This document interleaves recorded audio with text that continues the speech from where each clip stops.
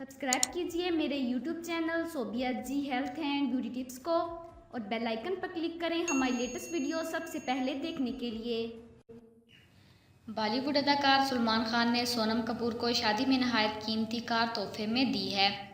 सलमान खान अदाकारी के साथ साथ दरिया दली के हवाले से भी पहचाने जाते हैं और यही वजह है कि वो अक्सर अपने साथ काम करने वाले अदाकारों को कीमती तोहफे देते हैं।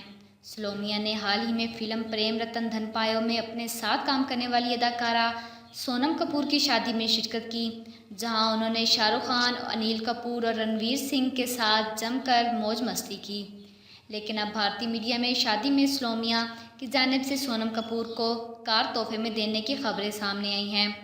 मीडिया रिपोर्ट्स के मुताबिक सलमान खान ने सोनम कपूर आंदा होजा को शादी के मौका पर 90 लाख भारतीय रुपये मालियत की ऑडी कार में दी गई है। दबंग खान की जानिब से करीबी दोस्त अनिल कपूर की साहबजादी को दिया जाने वाला तोहफा अब तक का महंगा तरीन तोहफा तस्वर किया जा रहा है।